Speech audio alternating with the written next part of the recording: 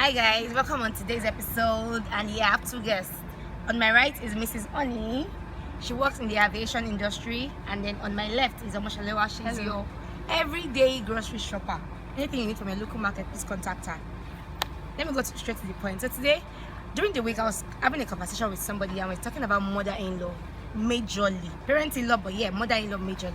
And then I know that for we single ladies, a lot of people don't want to have a mother-in-law because of the drama that we get to hear and we get to see that mothers-in-laws have over, the kind of influence they have on their son, and then the way the guys are not able to decide where to fall on or where to lean on. So I thought, okay, let's talk about it.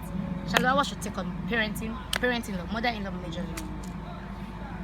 I think I and my mother-in-law should be friends, but I think that will only happen if we're not always in each other's faces. Like if we don't stay together, like we see each other once in a while, I think we'll be very What friends. if she's used to always coming around to see our son? We'll have to find a way around it. Why don't you want her to always come around? Like, I don't mind my mother-in-law coming around. I've seen situations where a guy had beaten his wife because of his mother. Okay, Oni is married, so maybe I should ask Oni, what is your relationship with your mother-in-law? Okay, mine, I have a good relationship with my mother-in-law. I've had time at the beginning of my marriage. We stayed with my mother-in-law. They were living on the upper stairs while we were living on the lower stairs. Yeah, the only little problem I had was with my husband doing some things he was doing while he was Already married? Yes, when he was a bachelor. Okay. He would come back from work, go upstairs, eat, come back to the house, and then I say food, and then he says, I've eaten upstairs. Okay. It happened like once or twice, and then I had to, that cannot happen again. And then he had to stop. Then my mother-in-law called me and said, this is what my son said, and then she apologized. And she apologized? Yes, she did.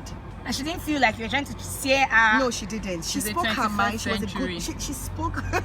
She spoke her mind, and I didn't take any offense. The person I had to face was my husband, and then I made him know that you can't continue to. But how did do you that. get there? Because, okay, like she said now, she doesn't want her mother-in-law always in her face. Do you have your mother-in-law in your face?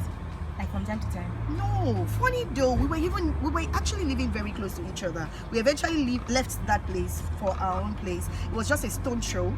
She would come, but she wouldn't come every time in my face. No, I even needed her at the time when I was having my babies. My mother couldn't come as often as I would have wanted her to come. You know the funny, at the end of the day, I preferred her come than my mother. Yes, because the way my mother will press your body, it was very, very painful. But You are mine. yeah, but my mother-in-law didn't do all of that. But she would come in the morning before I wake up. She would come, bath the baby, get all the food ready. So that relationship was being built from that angle.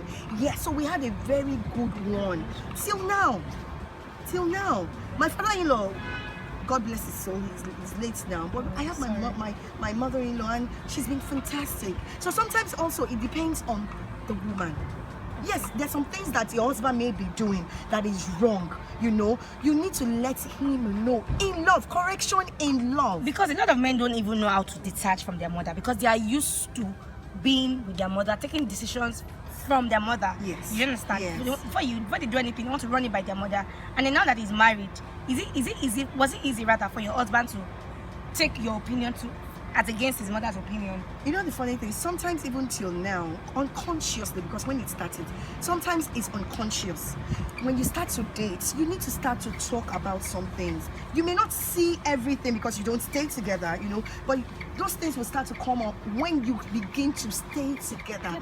It was when we were staying together I realized, sometimes he would say, I've told you something, and then he realized, oh, it wasn't me he told. It was his mom.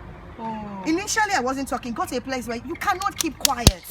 You need to talk about it. You need to let him know. But you correct him in love. Sometimes they won't see it, and then there's something that happens, and then he says, this is the reason why you are saying I shouldn't.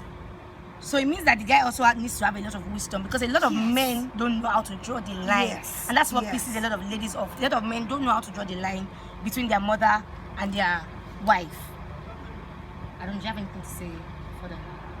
I saw a tweet recently about a guy saying that the lady that wants to marry him, she'll have to go to his mom for lesson.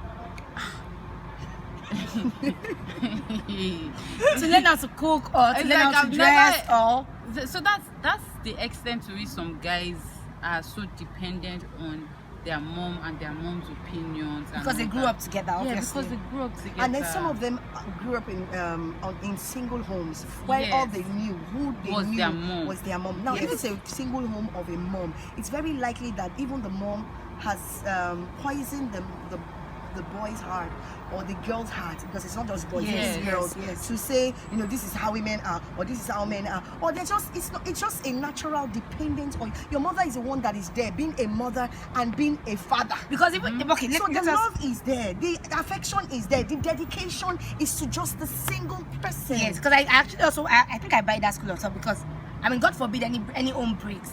If the wife goes, the mother will still remain. She's constant, whether the home. So I think that we need to have wisdom as single ladies on how to. Let's ask God for wisdom, because I'm not married. I don't know if I even have the wisdom on how to make sure that, or talk to my husband on, okay, baby boy, withdraw.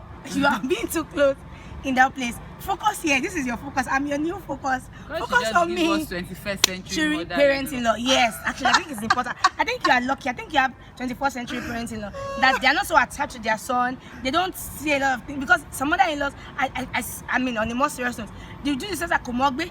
Why did she do? Why did she dress? Why did she? I mean, it's too much drama. I don't want to. I want to have my mother-in-law, but I don't want her to give me drama. So yeah, wisdom to manage our home, both on the mother-in-law Yeah, side and and on on your the husband husband's side. side. And then the guys also get wisdom. If you don't have it, get it. They used to sell it. Thank you. We All love right. you. Thank you.